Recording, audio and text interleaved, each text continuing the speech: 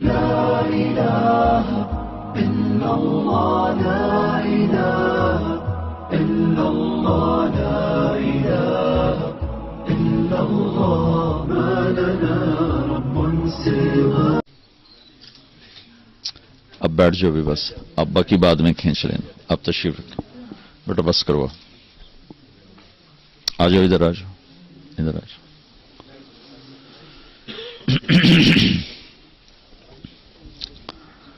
بسم اللہ الرحمن الرحیم، والصلاة والسلام على سیدنا و مولانا محمد وعلى آلہ وصحبہ اجمعین، اما بعد.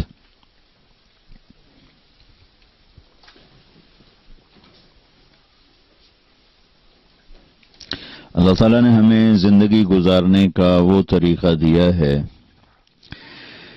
جس میں ہر عمل سے جنت کو بنایا جا سکتا ہے.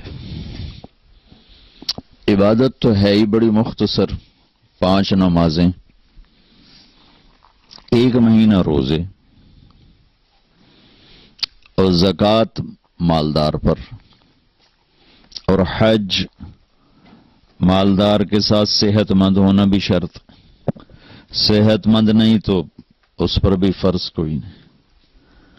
تو باقی 24 گھنٹے اگر خالی ہوں تو آخرت کی تیاری کے لیے تو ہمارے پاس کام ہی بڑا تھوڑا ہے.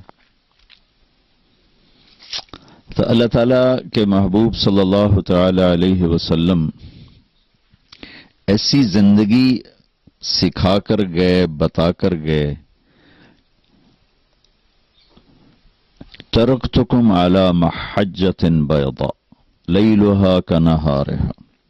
آپ نے فرمایا میں تمہیں اتنے واضح اور روشن راستے پہ چھوڑ کے جا رہا ہوں جس میں رات آتی ہی نہیں. رات بھی آئے تو دن بن جاتا، اس میں اندھیرا کوئی نہیں، روشنی روشنی ہے، اجالا ہی اجالا ہے. تو آپ نے مسجد کے ذریعے سے جنت کیسے بنانی ہے، گھر کے ذریعے سے جنت کیسے بنانی ہے، بازار کے ذریعے سے آخرت کو کیسے بنانا ہے، فقیری میں آخرت کو کیسے بنانا ہے، دولت میں آخرت کو کیسے بنانا ہے، بادشاہی میں آخرت کو کیسے بنانا ہے، صحت میں، بیماری میں، زندگی کے جتنے روپ ہیں ہر روپ میں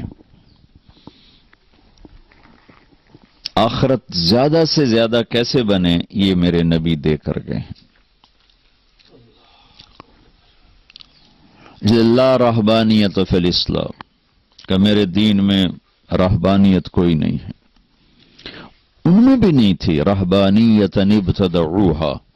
اللہ تعالیٰ نے کہا کہ میں نے تو تمہیں نہیں کہا تھا جنگلوں میں جا کے بیٹھ جاؤ، تم نے خود ہی شروع کیا. ابتدعوها کہ یہ تم نے خود شروع کیا. میں نے آسمان سے اتارے ہوئے کسی دین میں رہبانیت کو نہیں رکھا. تو ایک دفعہ ایک سفر سے واپس آ رہے تھے تو ایک جگہ کھجوریں تھیں، چشمہ تھا. تو ایک صحابی کے جی میں آیا کہ میں یہیں بیٹھ کے اللہ اللہ کروں، لیکن میں پہلے اللہ کے نبی سے پوچھ لوں. تو ان سے پوچھا یا رسول اللہ یہ چشمہ، یہ کھجور، میں چاہتا ہوں یہیں بیٹھ کے اللہ اللہ کروں. تو آپ نے فرمایا کہ اما انی لم ابعث بالیہودیت ولا النصرانیہ، کہ ان دونوں مذہبوں میں رہبانیت آئی تھی، یعنی انہوں نے خود اختیار کی تھی نہیں کہ دیکھو میرے دوست میں یہودی طریقہ، عیسائی طریقہ لے کر نہیں آیا، ولیکنی بعثت بالحنیفیت السمحہ، میں ایک واضح روشن سیدھا راستہ لایا ہوں اور جو آسان ہے، نرم ہے، سمحہ نرم. اور ایک دوسری حدیث میں وجعلہ سہلا سمحا واسع، اللہ نے اسے آسان بنایا، نرم بنایا، کشادہ بنایا. ولم یجعلہ ضیقا، اور اس میں کوئی تنگی نہیں رکھی. تو زندگی کے ہر شعبے میں اور ہر جگہ، ہر دیس میں اللہ کو راضی کرنے کے سارے راستے ہمارے نبی بتا کر گئے ہیں. آپ یہاں اس دیس میں ہیں. پہلی صدی میں بھی لوگ نکلے لیکن ان کے دل و دماغ پر اسلام تھا، تو وہ نکلے سارے. یہ جو جتنا مشرق وسطی ہے، انڈونیشیا، ملائیشیا، فلپائن تک، یمنی تاجر، آپ لوگ بھی اکثر مجھے بتایا گیا کہ تاجر بیٹھے ہوئے ہیں. یمنی تاجر بحری راستوں سے بڑے واقف تھے. تو انڈونیشیا میں، ملائیشیا میں، فلپائن میں اور کاشغر سے آگے جتنا چین ہے، اس میں جتنا اسلام پھیلا ہے تاجروں نے پھیلا ہے. تو صرف پیسہ بنانے کے لیے نہیں نکلتے تھے، اپنا سودا بھی بیچتے تھے، اسلام کو بھی پیش کرتے تھے. تو انہوں نے دنیا کا سب سے بڑا اسلامی ملک انڈونیشیا ہے، پاپولیشن کے لحاظ سے بھی، رقبے کے لحاظ سے بھی. وہاں خون کا ایک قطرہ نہیں گرا جہاد کے نام پر، اور سارا انڈونیشیا مسلمان ہو گیا. کچھ علاقوں میں رہ گئے غیر مسلم، ورنہ وہ 90-95% میں گیا انڈونیشیا مسلمان ہے. وہ بہت اچھے مسلمان ہیں، کوئی لڑائی نہیں، کوئی جھگڑا نہیں ہماری طرح، جھوٹے مقدمے، جھوٹی لڑائیاں، ناک کی انہوں نے ناک کنجی کوئی نہیں تو لڑتا ہی کوئی نہیں. جتنا ملائیشیا ہے اس میں کہیں تلوار نہیں چلی اور سارا اسلام پھیل گیا. فلپائن میں اب اس وقت 17% مسلمان ہیں. ایک دور میں یہاں 70% مسلمان تھے. پھر جب اسلام کی محنت مٹی تو آہستہ آہستہ آہستہ اسپین نے قبضہ کیا وہاں، تو اس سے بہت بڑا فرق پڑا اور بہت ساری نسل اسلام سے نکل گئی. یہ جنوبی امریکہ، وینزویلا کا ایک عرب مجھ سے چمٹ کے پھوٹ پھوٹ کے رونے لگا اور کہنے لگا اگر تم یہ تبلیغ والے نہ پہنچتے تو ہماری ساری کی ساری یہاں نسلیں اسلام چھوڑ جاتی. تم لوگوں کی تو فعل اللہ نے ہمارا ایمان بچایا اور ہم مسلمان کھڑے ہوئے. اور 1 کروڑ کے قریب مسلمان پورے جنوبی امریکہ میں اسلام سے فارغ ہو گئے. کسی نے ان کو تبلیغ نہیں کی، ان کو ماں باپ نے بتایا نہیں، صرف کمانے میں لگے رہے، کمانے میں لگے رہے. تو اگلی نسل جب وہ مرے تو اگلی نسلوں کو پتہ ہی نہیں تھا کہ ہم کون ہیں.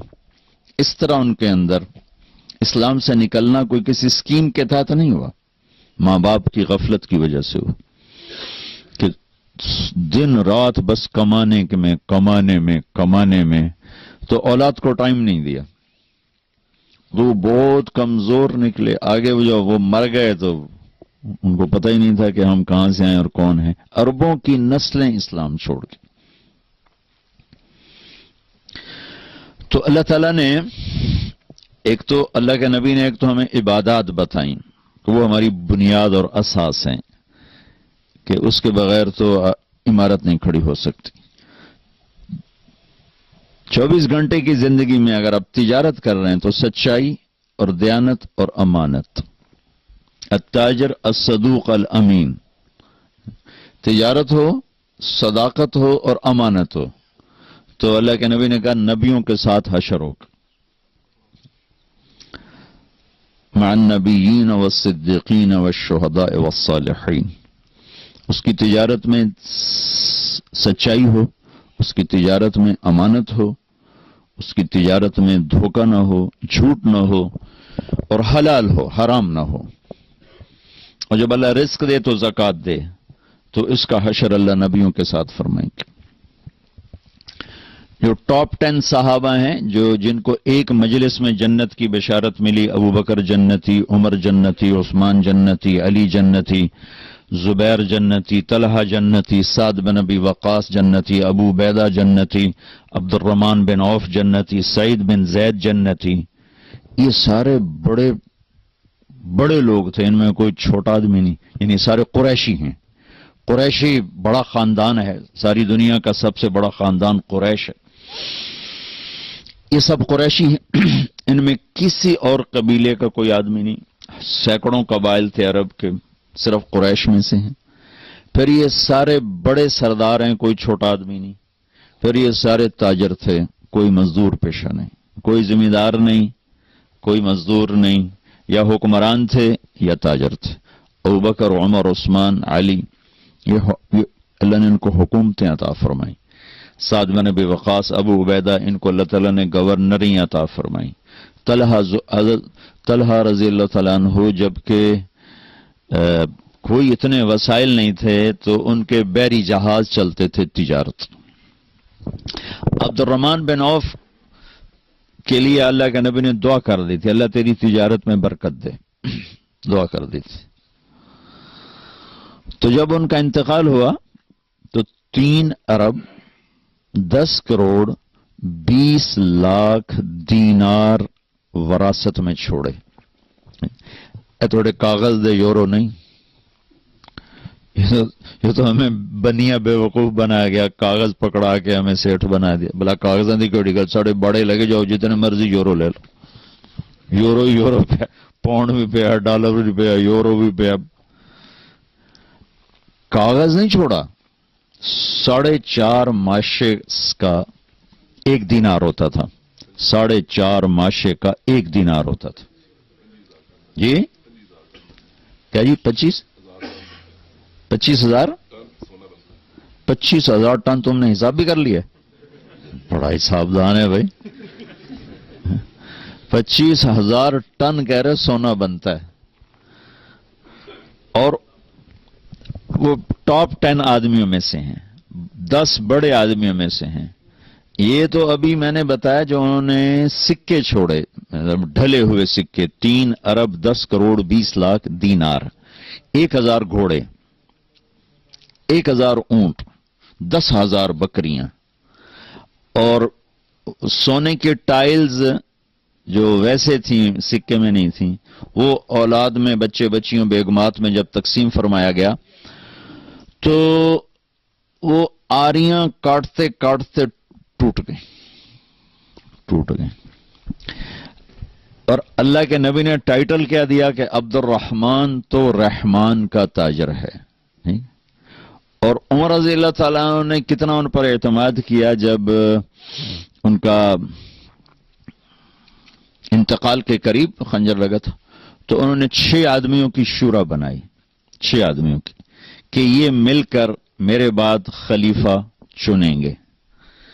تو یہ فیصلہ فرمایا 4 ایک طرف ہوں، 2 ایک طرف ہوں، 5 ایک طرف ہوں، 1 ایک طرف ہو، تو اکثریت پہ فیصلہ کر دیا جائے. اور اگر 3 ایک طرف ہوں اور 3 دوسری طرف ہوں تو پھر جس 3 میں عبد الرحمن بن عوف ہو اس کے مطابق فیصلہ کیا جائے. تو اس آدمی کی، آپ اس زمانے کے وسائل دیکھیں کتنے تھوڑے تھے. آپ تو نیٹ پر بیٹھ کے کروڑوں اربوں کے سودے کر سکتے ہیں، ساری دنیا سے مال اٹھا سکتے ہیں، مال بیچ سکتے ہیں. خالی نیٹ پر آپ نے یوں انگلیاں گھمانی. اور اس زمانے میں جہاز نہیں، ٹرک نہیں، موٹریں نہیں. اونٹوں کی تجارت ہے، گھوڑوں پہ تجارت ہے، یا کشتیاں ہیں، بادبانی کشتیاں ہیں. اور اس بندے کو اللہ نے کتنا دیا، اور وہ اللہ کو کیسے راضی کر کے گئے، کس اعلیٰ پیمانے پر اللہ کو راضی کیا کہ 10 بڑے آدمیوں میں ان کا شمار ہوتا. ابو بکر فی الجنہ، عمر فی الجنہ، عثمان فی الجنہ، علی فی الجنہ، زبیر فی الجنہ، طلحۃ فی الجنہ، سعد بن ابی وقاص فی الجنہ، عبد الرحمن بن عوف فی الجنہ، ابو عبیدہ بن الجراح فی الجنہ، سعید بن زید فی الجنہ. یوں 10 کو آپ نے ایک مجلس میں خوشخبری سنائی کہ یہ سب جنتی. تو ان لوگوں نے اپنا مال اس طرح کمایا کہ اللہ کو خوش کر دیا. ہم دعانے بھی کماتے ہیں تو اللہ ناراض ہو جاتا کہ ہمارے کمانے کے طریقے غلط، ہماری ڈیل غلط، ہماری نیت غلط. تو آپ عبادت سے اسلام نہیں پھیلا، عبادت سے اسلام مضبوط ہوتا ہے، صحت بنتی ہے اسلام کی. جو پھیلا ہے اس کے پیچھے 2 چیزیں ہیں. ایک مسلمانوں کے اخلاق، دیانت سچائی اور ایک ان کا دعوت کا کام پیش کرنے. پریزنٹیشن کے بغیر تو چیز نہیں آگے چلتی. پیش کیا گھر چھوڑ کر نکلے اور ایک اپنے عالی اخلاق سے دلوں کو فتح کی. ابھی اب کیا گزرا زمانہ ہے. میں بیلجیم میں تھا تو ایک بچہ سیالکوٹ کا ایک ازبکستان کی لڑکی کو لے کر آیا. کہا جی یہ مسلمان ہونا چاہتی، آپ کلمہ پڑھا دیں. میں نے آپ کے بیان کے کچھ اس کو ترجمے کر کے بتائے تھے تو وہ کہتی کہ وہ اس کے ہاتھ میں کلمہ پڑھوں گی اس کے سامنے. ٹھیک. تو میں نے اس بچی سے پوچھا کہ بیٹی تم اسلام کیوں لا رہی ہو، کس چیز سے متاثر ہوئی؟ تو اس نے کہا کہ میں اس نوجوان کے اخلاق سے متاثر ہو کر مسلمان ہو رہا. تو ابھی بھی اخلاق میں اتنی طاقت ہے کہ وہ بچہ نہ عالم تھا، نہ کوئی امام مسجد تھا، نہ کوئی بزرگ، ایک عام نوجوان، داڑھی بھی نہیں تھی، کلین شیو تھا، سیالکوٹ کا. کہ اس نوجوان کے اخلاق سے متاثر ہو کر میں نے کلمہ پڑھا ہے. پھر میں نے اس سے پوچھا تم اس سے شادی کرو گے؟ ہاں کروں گی. پھر میں نے ان کا نکاح بھی پڑھا دی. تو ابھی بھی اخلاق میں اتنی طاقت ہے کہ جیسے خوشبو پھیلتی ہے نا اسے کوئی روک نہیں سکتا، ایسے ہی اسلامی اخلاق یہ ایسی خوشبو ہے جسے کوئی روک نہیں سکتا. تو آپ بھائیوں کی خدمت میں گزارش ہے، آپ اور دنیا میں رہتے ہیں، اپنی اگلی نسلوں کو اسلام پر باقی رکھنا، خود اسلام پہ باقی رہنا اور ان کے بھی اسلام میں آنے کے لیے سوچ بچار کرنا. اس کے لیے کوئی لمبے چوڑے وظیفے نہیں ہیں، صرف اپنے کردار کو ٹھیک کرنے کی ضرورت کہ آپ میں کوئی جھوٹ بولنے والا نہ ہو، کوئی دھوکہ دینے والا نہ ہو، اپنی تجارت کو غلط راستوں سے چلانے والا نہ ہو، کہ اسلام کے اصولوں پر تجارت قربان کرے، تجارت پہ اسلام کو قربان نہ کرے. کیونکہ منزل کے متعین کرنے سے راستے بدل جاتے. ایک آدمی نے ہالینڈ جانا ہے تو وہ دوسرے راستہ اختیار کرے، ایک آدمی نے ڈوور جانا ہے تو دوسرا راستہ اختیار کرے گا، ایک آدمی نے پاکستان جانا ہے تو اور کیریئر پر جائے گا، ایک نے امریکہ جانا ہے وہ دوسرے کیریئر پر جائے گا.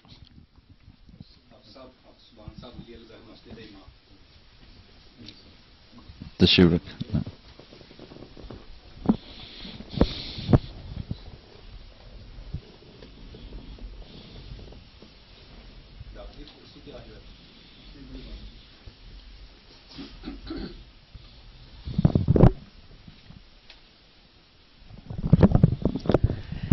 تو بھائیو، اپنی تجارت میں، اپنی معاشرت میں، اپنی زندگی میں اللہ کو اپنا مطلوب بنائیں کہ ہم اللہ کو راضی کریں گے، اور اللہ کی رضا کے لیے 24 گھنٹے کی زندگی کا ہر عمل جو اللہ کے رسول کا بتایا ہوا ہے وہ اللہ کو راضی کرنے کا سبب اور وسیلہ ہے اور ذریعہ ہے. اللہ کے نبی نے فرمایا ابتساموں کا فی وجہ اخی کا صدقہ، تو کسی کو مسکرا کے مل تو یہ بھی تیرے لیے آخرت کا ذخیرہ ہے. کسی کو ہنس کے ملو کہ یہ صدقہ ہے، صدقہ. بیوی کے منہ میں نوالا دو اپنے ہاتھوں سے تو کہا یہ بھی تیرے لیے صدقہ ہے. بیوی سے حسن سلوک، اگر بچوں سے بھی محبت فطری ہے، بیوی سے بھی محبت فطری ہے، لیکن اس میں کچھ عدم تربیت کی وجہ سے غصے اور انا اور رسم و رواج تو خلیج پیدا ہو جاتی ہے اور یہ خوبصورت تعلق یہ بدصورت بن جاتا ہے. لیکن اگر ایک آدمی تھوڑا سا رعایت کر کے اپنی بیوی سے اچھا سلوک رکھتا ہے، اس کا دل نہیں دکھاتا، اس کو بے عزت نہیں کرتا، اس کو خوار نہیں کرتا، اس کو عزت دیتا ہے، اس میں کوئی کمی ہے تو اس کو برداشت کرتا ہے، تو میرے نبی نے فرمایا سب سے پہلے جو عمل انسان کے ترازو میں تولا جائے گا، سب سے پہلا عمل وہ بیوی سے سلوک تولا جائے گا. اب دیکھیں 24 گھنٹے کی ڈیلنگ ہے، کتنا بڑا ذخیرہ بن گیا. اگر یہ ٹھیک کر رہا ہوں تو کتنا بڑا ذخیرہ بن گیا. میں قرآن کتنا پڑھ لوں گا، میرا ایک دوست ہے، اللہ اس کی زندگی میں برکت دے، وہ تقریباً روزانہ ایک ختم کرتا ہے، اور 3 دن، ایک ہفتہ، ایک دن، یہ اس کے قرآن پڑھنے کا معمول ہے۔ ہفتے میں ختم، 3 دن میں ختم، 1 دن میں ختم، یہ اس کا سال ہر سال سے معمول ہے۔ ہر آدمی تو قرآن کا حافظ نہیں ہے کہ اس طرح بیٹھ کے چلے، چند لوگ حافظ ہیں، لیکن شادی تو ہر ایک کی ہوتی ہے، چند ہوتے ہیں جن کو نہیں ملتا یہ رشتہ ان کے اللہ آگے کرے گا۔ جو مرد عورت بغیر شادی کے مر جاتے ہیں تو اللہ تعالیٰ، اگر وہ جنتی ہیں تو اللہ تعالیٰ ان کو جنت میں پہنچانے سے پہلے آپس میں خود اللہ اپنی ثوابدید پر ان کے نکاح کرے گا، پھر اس کے بعد ان کو جنت میں داخل فرمائے گا۔ تو اگر میں اپنی بیوی کے ساتھ اچھا سلوک کر رہا ہوں، ایسے ہی بیوی کا پہلا عمل خامن سے سلوک تولا جائے گا۔ اگر میری بیوی میرے ساتھ اچھا سلوک کر رہی ہے اور میری رعایت کرتی، میرا خیال کرتی ہے، تو یہی جنت کا بہت بڑا عمل بن جاتا۔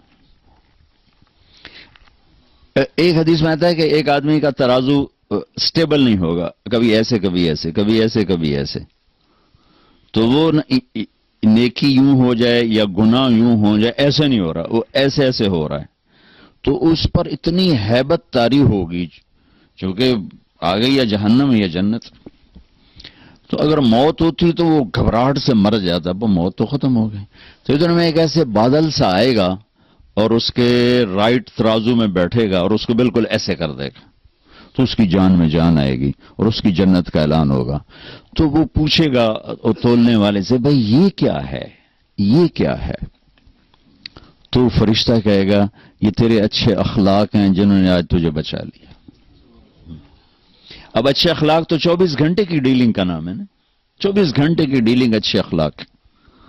عبادات 24 گھنٹے ہو نہیں سکتے، سارا سال روزہ رکھنے والا کوئی نہیں مل سکتا، ساری رات جاگنے والا کوئی کروڑوں میں شاید کوئی ایک ہوگا، لیکن یہ ڈیلنگ تو میں ہر بیوی سے ہے، بچوں سے ہے، دوستوں سے ہے، نوکر سے ہے، ملازم سے ہے، دوسروں اپنوں سے ہے، غیروں سے، غیر مسلم سے، آپ کی تو غیر مسلم سے بھی ڈیلنگ۔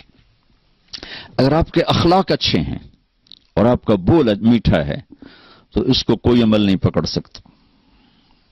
میرے نبی نے فرمایا، ساری زندگی کے تہجد گزار، کبھی نہ سویا رات بھر، ساری زندگی کے روزے دار، کبھی نہ روزہ چھوڑا سوائے عید کے، تو یہ تو ممکن نہیں ہے۔ اگر 1434 سال میں 1400 آدمیوں نے بھی کیا ہو تو یہ بھی زیادہ مجھے نظر آتے ہیں، جو کہ انسانی فزیک کے بس سے باہر کی بات۔ کوئی بہت اللہ کے خاص نیک بندوں نے ایسا کیا ہو تو وہ ہو سکتا ہے ضرور کیا ہوگا، لیکن ایک آدمی اپنے اخلاق اچھے کر لے تو اللہ کے نبی کا فرمان ہے، یہ اچھے اخلاق والا اس کے برابر آ کے کھڑا ہو جائے گا، کھاتے پیتے سوتے جاگتے اس کے برابر آ کے کھڑا ہو جائے کہ اچھے اخلاق کے ذریعے سے۔ سعید انور اور یوسف یہ جو ہمارا محمد یوسف کرکٹر تھا نا، جب سعید انور تبلیغ میں لگا تو پھر اس کو فکر چڑھا، یوسف یوحنا کا پہلے تو تھا کوئی۔ ایک جگہ یوسف بیان کر رہا تھا، میں بھی بیٹھا تھا، کہنے لگا میں حیران ہوں، میں 10 سال ان کے ساتھ میں نے کرکٹ کھیلی، کسی نے مجھے اسلام کی دعوت نہیں تھی، اتنے یہ اپنے کام سے دور ہو گئے، اپنے منصب سے دور ہو گئے کہ 10 سال میں ان کے ساتھ رہا، کسی نے مجھے آدھے زبان سے بھی نہیں کہا کہ یار کلمہ پڑھ لیں۔ یہ تو سعید انور تبلیغ میں لگا تو اس کو فکر چڑھا، وہ پھر اس کو لے کر میرے بیانوں میں لاتا رہا، چھپا کے لاتا تھا، چھپا کے، یعنی میں یوں بیٹھا ہوں، مجمع یوں بیٹھا ہوا تو اس کو بیک ڈور سے لاتا تھا اور ایسے صوفوں کو پیچھے بٹھا دیتا تھا۔ یہ اس کے ساتھ کرتے کرتے کرتے کرتے آخر اللہ نے اس کے دل میں ایمان ڈال دیا اور مسلمان ہو گیا۔ تو پھر اس نے کہا کہ میں بھی ظاہر نہیں کر سکتا، میں چاہتا ہوں میری بیوی بھی کلمہ پڑھ لے پھر ظاہر کروں۔ میں نے کہا ٹھیک۔ تو 3 سال بعد اس کی بیوی نے بھی پڑھ لیا۔ تو یہ دونوں میرے پاس آئے، کہنے لگے ہماری طاقت لگ گئی ہے کرکٹ پر، تو جنت کا شارٹ کٹ بتاؤ۔ Shortcut? میں نے کہا اللہ کے نبی کا فرمان ہے کہ 3 کام جو کر لے گا نا جنت الفردوس کی چابی مجھ سے لے لے، جنت الفردوس کی چابی ایک توڑنے والے سے جوڑے، ایک حق سے محروم کرنے والے کو اس کا حق دے، اور ایک زیادتی کرنے والے کو معاف کر دے، اور جنت الفردوس کی چابی لے لے۔ کہنے لگے تو اوکھے کام میں کوئی سوکھے دس۔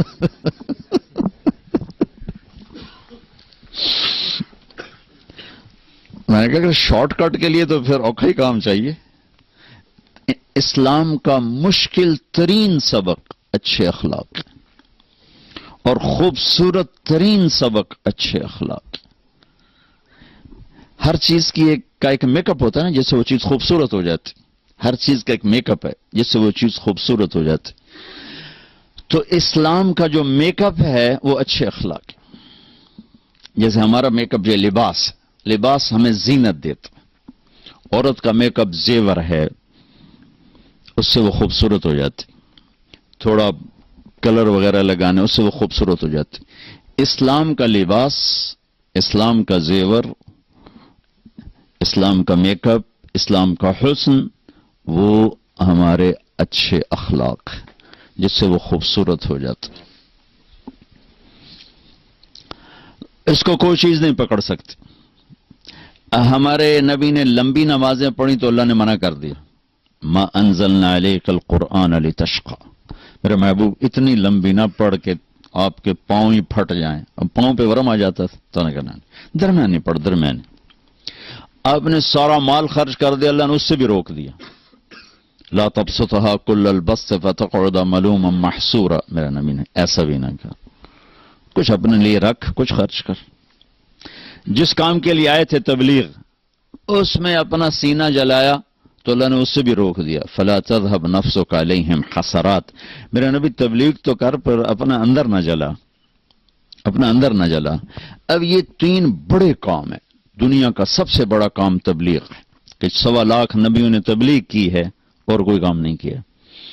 اور پھر عبادات میں سب سے بڑی عبادت نماز ہے، اور اس کے بعد سب سے بڑی عبادت مال کا خرچ کرنا ہے، سخاوت۔ اللہ کہا میرے نبی سخاوت ضرور کر، درمیانہ، نماز لمبی پڑھ، درمیانی، تبلیغ ضرور کر، اپنے آپ کو ختم نہ کر۔ اچھا، لیکن جب ہمارے نبی نے اخلاق اچھے دکھائے تو اللہ نے اس پر شاباش دی، انک لعلی خلق عظیم، میرے نبی آپ کا رب آپ کو شاباش دیتا، آپ کے اخلاق بڑے زبردست۔ اور ایک لفظ ہے عربی میں ذو، ایک ہے اعلی، انک لذو خلق عظیم کا مطلب ہے آپ کے اخلاق بہت عالی شان ہیں، اور انک لعلی خلق عظیم کا مطلب ہے کہ میرے محبوب انسانی تصور میں جتنے بھی اخلاق آ سکتے ہیں اور آئندہ آئیں گے قیامت تک، وہ سب آپ کے غلام بن چکے ہیں۔ یہ اعلیٰ کا مطلب ہے۔ تو اللہ اعلیٰ کا لفظ لے کر آئے، ذو کا نہیں لائے۔ اور اتنی تعریف کرنے کے بعد کہ آپ کے اخلاق آخری حد تک ہیں، پھر اللہ نے مزید مطالبہ کیا، وَخْفِضْ جَنَاحَكَ لِلْمُؤْمِنِينَ، ایمان والوں کے آگے اپنے پر بچھا دو، مزید مطالبہ کیا۔ اس آیت کو میں کسی تفسیر سے نہیں سمجھاؤں، مطلب تفسیر بھی پڑھی ہے، لیکن اس آیت کو جو میں اچھی طرح سمجھاؤں نا، وہ اپنے کالج دور کے،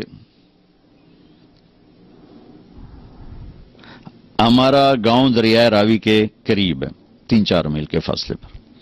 ہمارے بچپن میں زراعت بہت کم تھی، جنگل زیادہ تھے، تو دریائے راوی کے ساتھ ایک بیلا تھا، بہت بڑا جنگل۔ تو ہم اس وقت چھوٹے چھوٹے تھے، سارے کزنز بھی، تو ہم شکار کھیلنے چلے جاتے تھے جنگل میں، اور وہاں ہفتہ 10 دن وہیں رہتے تھے۔ وہ چھوٹے چھوٹے گاؤں تھے جنگل کے اندر، تو اس میں ہمارے تایا اور ہمارے والد کا ایک دوست تھا، چاچا سردارا، اس کے ہم جا کر نہ کوٹھے پہ قبضہ کرتے تھے۔ تو اس نے 2 کوٹھے ہمارے لیے فارغ کرنے ہوتے تھے، ایک نوکروں کے لیے، ایک ہمارے لیے۔ تو ہم صبح نکلتے تھے شکار کے لیے، تیتر کا شکار ہوتا تھا، اور شام کو 100 70 60 50 40 اتنے تیتر مارتے، پھر آپ اپنا ان کو بھوننا کھانا۔ یہ جو اللہ نے کہا ہے نا وخفض جناحک، کہ ایمان والوں کے لیے پر بچھا، ساڑھے پر ہوندے نہیں یا ہاتھ ہوندے نہیں، پر بچھاؤ، ہمارے تو بازو ہیں، اللہ کہہ رہا پر بچھاؤ۔ وہ جب تیتر کو باہر نکالتے تھے، بیچ میں کھلی جگہ آ جاتی تھی، تو چاچا سردارا وہ ایک جھاڑی کے پیچھے بیٹھ کے نا تیتری کی آواز نکالتا تھا، اس پر بیچارے وہ دھوکے میں آ کے باہر نکلتے تھے، ان پر ہم فائر کرتے تھے۔ تو جو وہ LGS ہوتے تھے، وہ چھوٹے چھوٹے چھرے، تو اس کو چھرے لگتے، تھوڑا سا اڑتا اور گرتا، گر کے اپنے پر یوں پھیلاتا تھا ایسے، ٹانگیں ادھر پر ادھر، گردن ادھر، اور یہ وہ زبان حال سے کہتا تھا کہ ہن بشک ذبح کر، ہن میں بھن کے کھا تے میں تل کے کھا، ہن میں تیرے وس پہ گیا۔ یہ تعبیر قرآن نے استعمال کی ہے یہاں، کہ ایمان والوں کے آگے ایسے بچھ جاؤ کہ ان کی زیادتیاں بھی برداشت کرو، ان کی سختیاں بھی برداشت کرو، اور اجر اللہ پہ چھوڑ دو، اللہ تمہارا اجر کبھی ضائع نہیں کرے گا۔ قدردان ہے، قدردان ہے، قدردان ہے۔ آپ نے بنی اسرائیل کے ایک آدمی کا واقعہ سنایا کہ وہ اللہ کی بارگاہ میں پیش کیا گیا، فرشتوں نے کہا بھائی تیرے پاس کوئی نیکی ہے؟ وہ کہنے لگا کوئی نہیں۔ کہا بھائی تو سوچ کے بتا، کہنے لگا کوئی نہیں۔ خالی نہ نماز نہ روزہ نہ ذکر نہ تلاوت۔ اب ایک کچھ، کہنے لگا ہاں ایک ہے، میں تاجر تھا، جس سے لینا ہوتا تھا تو میں نوکروں سے کہتا تھا کہ انذر الموسر، بھائی پیسے لینے میں سختی نہ کیا کرو، جو جب دے دے لے لیا کرو، تنگ نہ کیا کرو، جو جب دے دے دے دیا کرو، جو دے سکتا ہے۔ وَتَجَاوَزُوا عَنِ الْمُعْسِرِ، اور جو دینے کے قابل نہیں رہا تو میں کہتا تھا معاف کر دو۔ کہا اے ایک نیکی ہے جو تسی سمجھو، باقی میرے پلے کھ نہیں۔ تو اس کا کیس اللہ کے سامنے لگا، تو فرشتوں نے کہا یا اللہ اس کا صحیفہ خالی ہے، یہ ایک بات بتاتا ہے۔ تو اللہ تعالیٰ نے فرمایا میرے بندے کیا ہے تیرے پاس؟ تو وہ اس نے کہا یا اللہ میں ویسے تو خالی ہوں، بس میں تاجر تھا، تو جن سے پیسے لینے ہوتے تھے اور وہ دے سکتے تھے تو ان کو تنگ نہیں کرتا تھا کہ دو تو دو، وعدہ آ گیا وعدہ آ گیا، ڈھیل دیتا تھا، اور جو دینے کے قابل نہیں رہتے تھے ان کو میں معاف کر دیتا تھا۔ تو اللہ تعالیٰ فرمائیں کہ میرے بندے تو میرے بندوں کو معاف کرتا رہا، چل میں بھی تجھے آج معاف کرتا ہوں، جا۔ حسن سلوک اتنی بڑی دولت بھائیو، دنیا پھری ہے، 6 بر-اعظم کئی دفعہ پھرنے کا موقع ملا ہے، عبادت والے کروڑوں ہیں، علم والے کروڑوں ہیں، حج عمرے والے کروڑوں ہیں، ذکر تلاوت والے کروڑوں ہیں، روزے والے کروڑوں ہیں، اخلاق والے کروڑ اکٹھے کروں تو ایک بھی نہیں ملتا۔ دکھ سے کہہ رہا ہوں، 10 کروڑ میں شاید میں 10 بھی نہ نکال سکوں جو توڑنے والے سے جوڑتے ہوں، جو زیادتی کرنے والے کو معاف کرتے ہوں، جو نہ دینے والے کو دیتے ہوں۔ یہ اخلاق کا معیار اللہ کے نبی نے بیان فرمایا ہے کہ آپ نے کہا ابو ہریرہ اپنے اخلاق تو اچھے کر، کہا یا رسول اللہ وہ کیا ہیں؟ تو جو میں نے پہلے آپ کو حدیث میں کہا تصل من قطعک، توڑنے والے سے جوڑ، وتعطی من حرمک، جو نہیں دیتا اس کو دے، وتعفو عن من ظلمک، جو زیادتی کرتا معاف کرتا۔ کئی عالی اخلاق ہیں، یہ کر، یہ جنت نہیں، جنت الفردوس اے چابی۔ تو بھائیو اسلامی اخلاق کے ساتھ زندگی گزارو، اپنی تجارت میں سچائی لاؤ، دیانتداری لاؤ، صدق و امانت لاؤ، لین دین میں کھڑے ہو، جس کا دینا ہے وقت پہ دو، جس سے لینا ہے محبت سے اس سے ڈیمانڈ اور مطالبہ کرو، بے عزت نہ کرو۔ میں چونکہ ساری تجارت دنیا میں ادھار پہ چلی گئی ہے، تو وہاں فیصل آباد کا ایک بازار ہے سوتر منڈی جہاں اربوں کے کاروبار روزانہ ہوتے، تو روزانہ سر پاٹ رین گریبان پاٹ رین، تیری ماں تے تیری فلانی تے تیری فلانی. تو میں نے ایک دفعہ ان کو جمع کیا، میں نے کہا دیکھو بھائی، یا ادھار دینا چھوڑ دو، تمہارا ظرف نہیں ہے تو ادھار دینا بند کر دو، اگر ادھار دینا ہے تو پھر یہ گالیاں دینا چھوڑ دو، ورنہ تمہارا گھاٹا زیادہ ہے.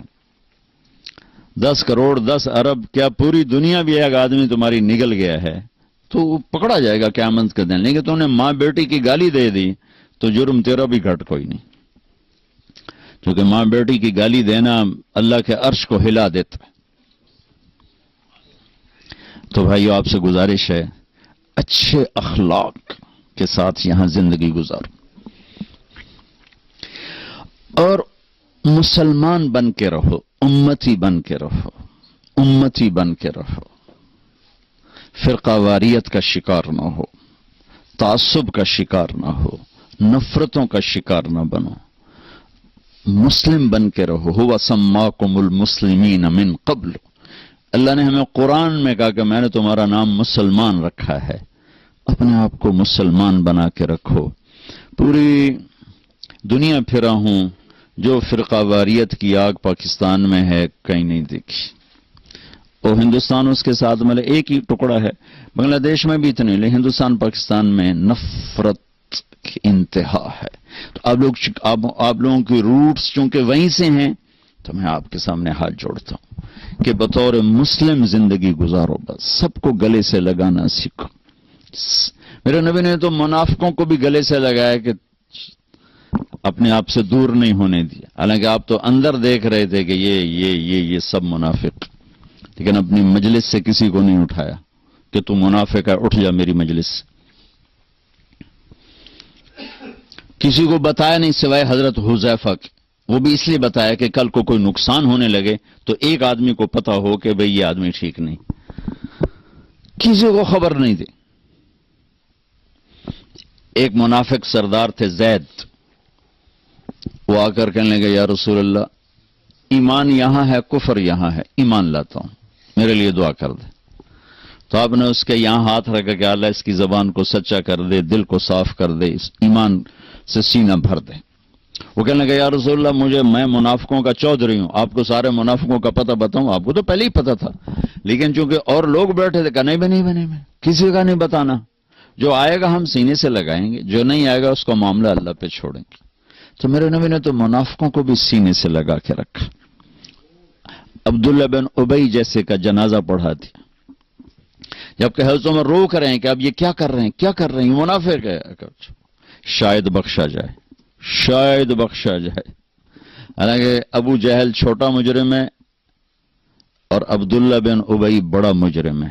ابو جہل جحیم میں ہے اور عبداللہ بن ابی حاویہ میں ہے. حاویہ سب سے نیچے ہے، حاویہ کے اوپر جحیم ہے. حاویہ منافقوں کے لیے، اس میں عبداللہ ہے، اور جحیم مشرکین کے لیے، اس میں ابو جہل ہے. وہ ابو جہل سے بڑا اسلام کا دشمن تھا، چونکہ اس نے اپنے آپ کو مسلمان کہا، ایسے لگا کے رکھا. ایک دن ان کے بیٹے عبداللہ، ان کا نام بھی عبداللہ تھا، اللہ کے نبی پانی پی رہے تھے کہ یا رسول اللہ تھوڑا پانی تو بچا دیں. کہنے لگے کیا کرو گے؟ کہ اپنے باپ کو پلاتا ہوں، شاید اس کے اندر ایمان چلا جائے. تو آپ نے دے دیا. وہ گیا گھر کا، ابا یہ پانی تو پی لے. تو کیا ہے یہ؟ کہ یہ اللہ کے نبی کا جھوٹا ہے، پی لے شاید تیرے اندر ایمان آ جائے. تو آگے کم وقت کہنے لگا جا وہاں پیشاب لے کے آ، وہ پی لوں گا، یہ نہیں پیوں گا. پیشاب لے کے آ، وہ پی لوں گا، یہ نہیں پیوں گا. تو ان کو اتنا غصہ چڑھا، وہ گیا یا رسول اللہ مجھے اجازت دے میں اس منافق کی گردن اڑا دوں، بیٹا ہو کر میں اس منافق کی گردن اڑا دوں. کہ عبداللہ تیرا باپ ہے، قدر کر. میں نہیں چاہتا لوگ کہیں محمد اپنے ساتھیوں کو قتل کراتا ہے، جاؤ اس کی خدمت کرو، تیرا باپ ہے. جنازہ پڑھا، اپنا کرتا اتار کے کفن کے طور پر دیا، اور اس کو قبر میں اتار چکے تھے. آپ ذرا دیر سے پہنچے، اس کو دوبارہ قبر سے باہر نکلوایا، اس کے منہ میں اپنا لعاب ڈالا کہ شاید بخشش ہو جائے. اس منظر کو دیکھ کر 100 منافقوں نے کلمہ پڑھا. تو بھائیو میں آپ کی منت کرتا ہوں کہ یہاں آپ امت بن کے رہو، مسلم بن کے رہو. جو تمہارا عقیدہ ہے، جو تمہاری سوچ ہے، اس کو گلے سے لگا کے رکھو. لیکن دوسروں کو احترام دو، عزت دو، سب کو اپنا پسند. سارے ہم نے تو غیروں کو اپنا بنانا تھا، ہم نے اپنوں کو غیر بنا دیا. تو کتنی بڑی ظلم و زیادتی کی بات. جس کے دل میں ذرہ کے برابر بھی ایمان اٹکا رہ گیا ایک دن جنت میں جائے گا. چونکہ ایک دفعہ ایسا ہوگا کہ جہنمی لوگ مسلمانوں کو کہیں گے کہ تم بھی دوزخ میں، ہم بھی دوزخ میں، تمہارے ایمان کا کیا فائدہ؟ تو اللہ تعالیٰ اس پر فرمائیں گے کہ جس نے زندگی بھر میں ایک دفعہ لا الہ الا اللہ کہا اسے جنت میں ڈال دو. جس نے زندگی بھر میں ایک دفعہ خالی میرا نام لیا ہے اس کو بھی جنت میں ڈال دو. پتہ نہیں اللہ تعالیٰ کس کو کس بات پہ خوش ہو کہ اللہ اس کو جنت دے دے ہمیں، اور کس بات پہ ناراض ہو کہ اللہ ہماری پکڑ فرما دے. کوئی خبر ہے؟ اللہ کے نبی نے فرمایا بنی اسرائیل میں 2 بھائی تھے، ایک نیک تھا ایک گناہگار تھا. تو نیک کہتا تو بہت گندا ہے، وہ کہتا یار مجھے اللہ پہ چھوڑ. وہ روز اس کو تو بڑا گندا ہے، وہ کہتا یار مجھے اللہ پہ چھوڑ. تو ایک دن کہنے لگا تیری بخشش نہیں ہو سکتی، اللہ کی قسم اٹھا لی. وہ دونوں مر گئے. تو اللہ نے وہ اس عابد سے کہا تو نے اتنی بڑی قسم کیوں اٹھائی کہ اس کی بخشش نہیں ہو سکتی؟ تو ٹھیکیدار چل بے تو جا جنت میں. اگر تو نے میری رحمت کو پابند کیوں کیا؟ اس کو ڈالو جہنم میں. تو کسی مسلمان کو حقیر نہ سمجھو، سب کو عزت دو. ہمارا کام تو گلے لگانا ہے نہ کہ نفرت کرنا. مثلا ایک آدمی آپ کا نزدیک غلط ہے تو وہ سمجھو وہ مریض ہے، تو مریض کا علاج ہوتا ہے کہ مریض کو ہسپتال سے نکالا جاتا. وینا ملک ہمارے انڈسٹری میں وہ لڑکی جس نے بالکل کپڑے اتار دیا، ننگی ہو کے آ گئی. بر صغیر میں کسی ہندو لڑکی نے بھی یہ یہاں تک سٹیپ نہیں اٹھایا کہ وہ بالکل ننگی سکرین پہ آ جائے. وہ لڑکی تھی جو ننگی ہو کے سکرین پہ آ گئی انڈیا میں. تو میں 1 جنوری کو پہنچا ٹیونس سے دبئی، تو مجھے کسی نے کہا کہ وینا ملک کی شادی ہو گئی. میں نے کہا یار میری ملاقات کراؤ. انہوں نے کہا آپ اس سے ملیں گے؟ میں نے کہا کیوں نہیں، اللہ کے نبی کی امتی ہے، پتہ نہیں کب اللہ دل بدل دے. تو اس کو پیغام بھیجا، اس نے معذرت کر لی، کہا نہیں میں نہیں آتی. میں نے کہا چلو مجھے اجازت دو میں آ جاؤں. تو اس نے کہا وہ آنا چاہتے ہیں تو آ جائیں. میرے ساتھ جواد وسیم تھے، وہ ٹی وی میں کام کرتے ہیں، ماشاءاللہ تبلیغ میں بہت کام کیا انہوں نے. میں ان کو ساتھ لیا اور اس کے گھر چلا گیا. اس نے نوجوان تھا، اسد پٹھان تھا، اس سے انہوں نے شادی کی تھی. تو میں نے اسے کہا بیٹی آپ کو شادی مبارک، اللہ آپ کا گھر آباد کرے، اچھی بیوی بنائے، اچھی ماں بنائے. آپ کے لیے ہمیشہ دعا کی ہے. جب بھی آپ کی خبریں چھپتی تھیں بدنامی کی تو میں آپ کے لیے دعا کیا کرتا تھا اور تمنا کرتا تھا کہ میری آپ کی کبھی ملاقات ہو جائے. تو وہ رو پڑی، اس کی آنکھوں میں آنسو آ گئے. مجھے نہیں سمجھ میں آیا کہ وہ کس بات پہ اس کے آنسو نکلے ہیں. ہم اٹھ کے آ گئے. پھر میں چلا گیا جبوتی سے واپس آیا تو پھر میرا 2 دن کا سٹے تھا اور یمن جانا تھا. تو دونوں میاں بیوی خود آ گئے جس ہوٹل میں ٹھہرا ہوا تھا. میں سر پہ پورا دوپٹہ لیا ہوا، کہ مولانا آپ نے میری زندگی بدل دی، اور یہ دوپٹہ آپ دیکھ رہے ہیں یہ زندگی بھر سر سے کبھی نہیں اترے گا. میں نے کہا بیٹی میں نے تو کچھ نہیں کہا، تمہاری زندگی کیسے بدل گئی؟ کہ یہ میرا خامند بیٹھا، میں نے اس کے ساتھ یہ ایگریمنٹ کیا تھا کہ شادی کر رہی ہوں فلم نہیں چھوڑوں گی. 6 فلمیں سائن کی ہوئی تھی ابھی بھی اس سال، 6 فلمیں سائن کی ہوئی. کہ میں نے اسے کہا تھا میں شادی تو کر رہی ہوں فلمیں نہیں چھوڑوں گی. لیکن میں نے کہا تو تیرا ارادہ کیسے بدل گیا؟ کہا آپ نے مجھے بیٹی کہا، آپ جیسا میرے جیسا کوئی بیٹی کہہ سکتا ہے؟ مجھے تو ماں باپ بیٹی کہنے کو تیار نہیں. تو آپ نے مجھے بیٹی کہا، مجھے عزت دی، میرا دل پگھل گیا.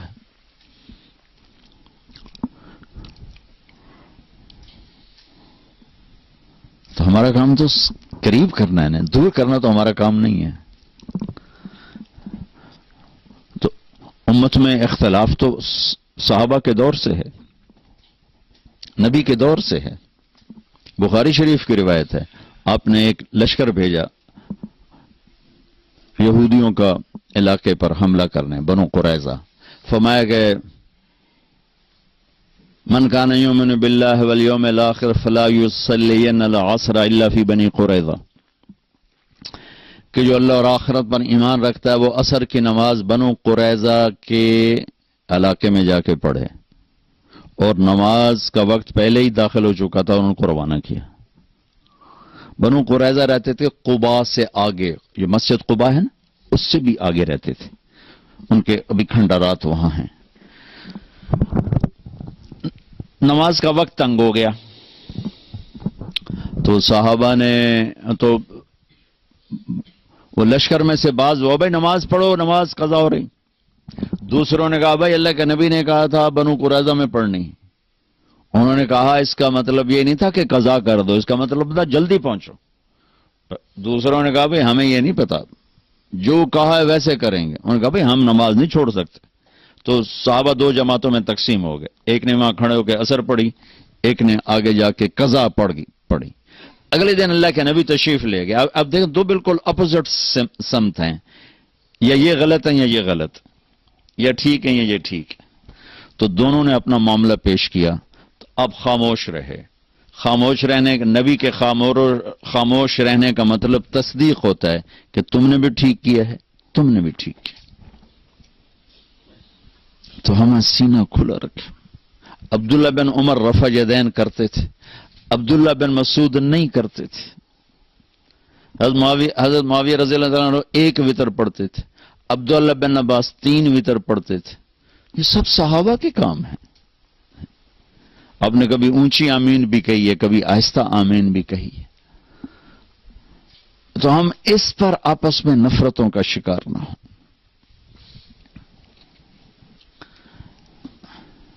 ہماری جماعت آ رہی تھی تو ایک جگہ نماز کے لیے رکے، مغرب کی نماز تھی. تو امام صاحب نماز پڑھا رہے تھے، تو پیچھے کوئی اہل حدیث بھائی تھے، انہوں نے زور سے آمین کہی. سلام پھیرتے امام آکھنے لگا کڑا کتا بھوکیا، کڑا کتا بھوکیا. جب امام مسجد اتنے جاہل ہوں گے تو بیچاری عوام کا کیا حال ہوگا. وہ بھی کوئی شیر دا پتر آئیوزا کیا سوراں نو کتے بھوکدی رہ جاندے،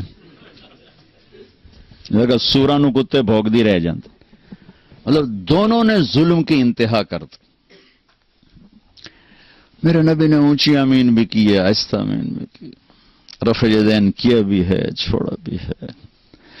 اللہ نے اپنے نبی کی سنتوں کو پوری امتوں میں تقسیم کر دی. میرے نبی کے زمانے میں ایک اذان تھی جس میں اشہد ان لا الہ الا اللہ، اشہد ان لا الہ الا اللہ، اشہد ان محمد رسول اللہ، اشہد ان محمد رسول اللہ. یہ تو ہماری اذان ہے نا. ابو محذورہ اللہ کے نبی کی موجودگی میں ایک اذان دیتے تھے، اشہد ان لا الہ الا اللہ، اشہد ان لا الہ الا اللہ، اشہد ان محمد رسول اللہ، اشہد ان محمد رسول اللہ، اشہد ان لا الہ الا اللہ، اشہد ان لا الہ الا اللہ، اشہد ان محمد رسول اللہ، اشہد ان محمد رسول اللہ. 4 دفعہ کہتے تھے. مکے میں اذان ہوتی تھی. تو میں یہ بات کہا کرتا تھا کہ اللہ اپنے نبی کی ہر سنت کو زندہ رکھے ہوئے ہے. جس کام کو آپ نے زندگی میں ایک دفعہ کیا اور چھوڑ دیا وہ بھی کہیں نہ کہیں زندہ ہے. تو یہ اذان مجھے کہیں نہیں نظر آئی، نہ کہیں سنی. خیال آتا تھا یار اے اذان کدی نہیں سنی. ابھی میں جب موریتانیہ گیا، موریتانیہ، تو وہاں میں نے اذان سنی تو یہ اذان تھی 4 دفعہ. تو چونکہ فجر کا وقت تھا تو کبھی کبھی حرم شریف میں بھی تہجد کی نماز میں یہ اذان ہوتی ہے. میں نے سمجھا شاید یہ وہی تہجد والا قصہ ہے، لیکن جب ظہر کی اذان بھی ویسی ہوئی، عصر کی بھی ہوئی، مغرب کی بھی، پھر میں نے پوچھا، میں کہا یار اے تھوڑی اذان کیویں ایویں ہی ہے سارا سال ہے؟ انہوں نے کہا ہم یہی اذان دیتے ہیں. میں نے کہا واہ میرے مالک، آج میری بات پر تو نے مہر لگا دی کہ میں یہ کہا کرتا تھا کہ اللہ نے اپنے نبی کی ہر ادا کو زندہ رکھنا ہے. کوئی کہیں پر زندہ ہے، کوئی کہیں پر زندہ ہے، کوئی کہیں پر زندہ ہے، کوئی کہیں پر زندہ ہے. تو بھائیو امت بن کے رہو، مسلمان بن کے رہو، آپس میں نفرتوں کا شکار نہ ہو. تو آپ کی پریزنٹیشن بہت زبردست ہو جائے گی. پریزنٹیشن پر لوگ کتنے پیسے خرچ کرتے؟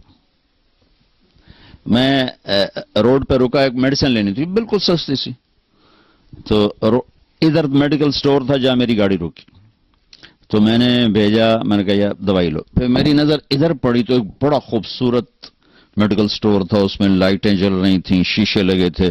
میں کہا یار ادھر میں نے ادو نہ لے ادو جا کے لے. عام میڈیسن تھی، مطلب کوئی ایسی نہیں بھی جس میں کوئی ہیرا پھیری کیا ہو، مہنگی دوائی تھی، 15-20 روپے کا پتہ. صرف اس کی جو پریزنٹیشن تھی نا، اس نے میرے 20 روپے ادھر لگوا دی. تو ہم اسلام کو خوبصورت پیش کریں، اسلام پر دھبا نہ بنے، اس کو اتنا خوبصورت کر کے پیش کرو کہ لوگ آپ کی تجارت سے مسلمان ہوں، آپ کے بول سے مسلمان ہوں، آپ کے آپس کے سلوک سے مسلمان ہوں، آپ کی آپس کی محبت سے مسلمان ہوں. تو یہ گزارشات ہیں، لیکن یہ چیز سیکھنے سے آتی ہے، ایسے تھوڑی آتی. تبلیغ کا کام اس وقت دنیا میں صدیوں کے بعد ایک ایسی محنت زندہ ہوئی ہے جس نے اسلام کو بطور اسلام پیش کیا ہے اور دین کو بطور دین پیش کیا ہے، اور نفرت کا ایلیمنٹ کوئی نہیں، تعصب کا ایلیمنٹ کوئی نہیں. بروں کو بھی سینے سے لگانا سیکھا ہے، غیروں کو بھی اپنے سینے سے لگانا سیکھا ہے. تو اللہ کا فضل و کرم سے کتنے لوگوں کی زندگیاں بدل رہی ہیں. تو آپ سے گزارش ہے، ایک فرائض میں نماز نہ چھوڑیں، جہاں بھی ہو نماز کا اہتمام فرمائیں. کمائیوں میں حرام نہ ہو، حلال ہو، جھوٹ نہ ہو، بددیانتی نہ ہو، خیانت نہ ہو، دھوکہ نہ ہو، فراڈ نہ ہو، اور رزق ہو تو زکوٰۃ پہ زکوٰۃ دو. اور آپ کی نسلوں نے یہاں رہنا ہے، اللہ کے واسطے ان کے لیے اسکول بناؤ، ان کے لیے مسجدیں بناؤ، ان کے لیے مدرسے بناؤ. اگلی نسل کے لیے سوچو کہ ہم ان کو کچھ دے کر جائیں. کل میرا جہاں بیان تھا، اتنا بڑا اسکول انہوں نے بنایا ہوا تھا، وہاں بچے ان کی عربی زبان سیکھ رہے تھے. اپنے بچوں کو عربی سکھا رہے ہیں، اپنے بچوں کو اردو سکھاؤ، اپنے گھروں میں اپنی زبان بولو تاکہ ان کو اپنی ثقافت یاد رہے. اور اپنے اسکول بناؤ جس میں اردو ان کو سکھاؤ. فرینچ تو ان کو خود ہی آ جائے گی. اپنی زبان گھر میں بولو، اردو ان کو اسکولوں میں سکھاؤ کہ ہمارے دین کی زبان اردو ہے، تو ان کو اردو آئے، ورنہ اگلی نسل کو یہاں پتہ ہی نہیں ہوگا. پاکستان میں مال خرچ کرنے کے بجائے یہاں خرچ کرو. اگر آپ کے بچے یہاں ہیں، آپ کے پاسپورٹ یہاں کے ہیں، تو اب یہ آپ کا ملک ہے. یہاں جتنے لوگ باہر پیسے کما رہے ہیں، ان کا پیسہ پیچھے یا کوٹھیوں پہ لگ رہا ہے، یا شادیوں پہ لگ رہا ہے، یا سیاست پہ لگ رہا ہے، یا لڑائیوں پہ لگ رہا ہے. یہ 4 چیزوں میں ان کا پیسہ ضائع ہو رہا ہے. اور بیچارے ہمارے کچھ عزیز تھے، وہ ساری زندگی کمایا انہوں نے، ڈنمارک میں تھے. جتنا کماتے ماں پیو، اتنا بے رحمی سے انہوں نے ان کا پیسہ برباد کیا رشتہ داروں نے، کہ وہ آج بھی فقیر ہیں. وہ ایزی کم ایزی گو ہوتا ہے. آپ لوگ محنت سے کماتے ہو، اس کو سوچو کہ صحیح طریقے سے خرچ کیا جائے. 6 کنال کے گھر میں نے میرپور میں بنے دیکھے ہیں، کھوتے اندر بنے ہوئے، گائیں مجھی اندر بنی ہوئی ہیں، چونکہ خود تو رہتے ہیں انگلینڈ میں. تو اس گھر کا ان کو نفع کیا ہے؟ ان کی نسلوں نے تو وہاں جا کے نہیں رہنا ہے. وہاں جائیدادیں بناتے ہیں، پیچھے قبضے ہو جاتے. میرا ماموں کا بیٹا ادھر رہتا ہے لندن، اور جتنی اس نے وہاں خریدی تھی ساری پہ قبضہ ہو گیا. میں کہا ہوں تو چھڑا کے وکھا پاکستان دیا عدالتاں، تیری اگلی نسل بھی نہ چھڑا سکے. وکیل بادشاہ ایڈا طاقتور ہے، ایک گھنڈی پاوے گا 1 سال ٹپا دے گا، اگلے سال 2 گھنڈی پاوے گا 1 سال ہو ٹپا دے گا. تو یہاں پیسہ خرچ کرو، مسجدیں بناؤ اچھی بڑی بڑی، اسکول بناؤ اچھے، یہاں مال خرچ کرو. ہاں تمہارے وہاں غریب رشتہ دار ہیں، ان پہ خرچ کرو، والدین ادھر ہیں ان پہ خرچ کرو. لیکن ایسے جائیدادیں خریدنا، اگر نسلیں یہاں ہیں، پاسپورٹ یہاں ہے، تو پیچھے جائیدادیں نہ بناؤ، یہاں بناؤ. یہاں ان کے لیے پروگرام دے کر جاؤ، یا ان کے لیے مساجد دے کر جاؤ، یا ان کے لیے اسکول دے کر جاؤ، یہاں ان کے لیے مدرسے دے کر جاؤ، تاکہ اگلی نسل کے پاس اسلام کو لینے کا راستہ تو ہو. ماشاءاللہ انگلینڈ میں جا کر دیکھو انہوں نے کیسے اسکولوں کے جال بچھا دیے، مدرسوں کے جال بچھا دی. تو یہ چند گزارشات ہیں بھائیوں کی خدمت میں، اس پر ضرور غور فرمائیں، ضرور غور فرمائیں، ضرور غور فرمائیں. آپس میں پیار محبت سے رہیں، نفرت سے نہ رہیں. تعصب، نہ مذہب کا تعصب ہو، نہ قوم کا تعصب ہو، نہ علاقے کا تعصب ہو، نہ زبان کا تعصب ہو. رواداری کے ساتھ، کھلے دل کے ساتھ رہنا سیکھو اور فرائض کو زندہ کرو. یہ سب کام آسان ہو جائے گا اگر آپ صرف ایک ویکنڈ تبلیغ میں لگانا شروع کر دیں. صرف ایک ویکنڈ، زیادہ نہیں، ایک ویکنڈ تبلیغ میں جانا شروع کر دیں تو انشاءاللہ پوری زندگی بدل جائے گی. تو نیت کرتے ہیں، کریں گے انشاءاللہ اس کے سارے بھائی. اللہ آپ کو بہت بہت جزائے خیر عطا فرمائے. آپ کے آنے کی بہت خوشی ہوئی. اس دفعہ ان بھائیوں نے ایک مسجد میں کیا تھا، وہ اتنی بڑی مسجد تھی، اس کے نیچے بھی ہال تھا، اوپر بھی تھا، سارا بھر چکا تھا، نیچے بھی اوپر بھی، اس سے اوپر بھی تھا، وہ سارا بھر چکا تھا. بہت خوشی ہوئی، بہت خوشی ہوئی. یہ ذوق و شوق جذبہ اللہ تعالیٰ مزید بڑھائے، آپ کو یہاں مزید ہمت عطا فرمائے. اللہ تعالیٰ آپ کو کشادہ رزق دے تاکہ آپ اسلام پہ خرچ کریں، بچوں کے لیے خرچ کریں. اگر آپ کی کمائیوں میں حلال ہوگا تو انشاءاللہ بڑھتا رہے گا، سچائی ہوگی تو بڑھتا رہے گا، دیانتداری ہوگی تو انشاءاللہ بڑھتا رہے گا. اس میں کوئی گھاٹا بھی آئے گا تو انشاءاللہ وہ پلس یا مائنس نہیں ہے، چونکہ اللہ اس کے رسول کی اطاعت اور اس کی رضامندی میں ہے. اللہ تعالیٰ آپ سب بھائیوں کا نام قبول فرمائے اور یہ اس طرح اللہ ہمیں جمع کرتا رہے، ہم آتے رہیں. کبھی کبھی آنا ہوتا ہے، ویزے کے بھی بڑے مسائل ہوتے ہیں، تو جب مل جاتا ہے تو میری کوشش ہوتی ہے کہ میرا کوئی سفر ہو جائے، بھائیوں سے دوستوں سے ملاقات ہو جائے. آپ کے آنے کا بہت بہت شکریہ، بہت بہت مہربانی. اللہم لک الحمد کما انت اہلہ فصلی علی محمد کما انت اہلہ وفعل بنا ما انت اہلہ انک اہل التقوی و اہل المغفرہ. ربنا آتنا فی الدنیا حسنہ وفی الآخرۃ حسنۃ وقنا عذاب النار. یا اللہ ہمارے ان سارے بھائیوں کو قبول فرما، ہم سب کو قبول فرما. ان کو، ان کی نسلوں کو، اولادوں کو، بچوں کو، بچیوں کو اسلامی زندگی سے آراستہ فرما، تقوی کا زیور عطا فرما، آپس میں محبت نصیب فرما. یا اللہ امت بن کے رہنے والا بنا، ہمیں تعصب سے بچا، نفرتوں سے بچا، عداوتوں سے بچا. یا اللہ الفت و محبت کی فضا قائم فرما. ان سب بھائیوں کو کشادہ بابرکت رزق عطا فرما. یا اللہ انہیں خرچ کرنے والا ہاتھ دے، یا اللہ مانگنے والا ہاتھ نہ، دینے والا ہاتھ بنا. یا اللہ یہاں ان ہماری نسلوں کے لیے اسکول، مدرسے، کالج، یونیورسٹیاں مسلمان بنانے والے بنے. ان کو اتنے اسباب عطا فرما، ان کو یہاں اسلام کے پھیلنے کا ذریعہ بنا، سچائی والا بنا، صدق والا بنا، امانت والا بنا، دیانت والا بنا. یا اللہ، یا اللہ، یا اللہ ان ساری جو ہماری نسلیں یہاں ضائع ہو گئیں اور اس گندے ماحول کا شکار ہو گئیں، وہ ہمیں واپس لوٹا دے، وہ ہمیں واپس لوٹا دے، وہ ہمیں واپس لوٹا دے.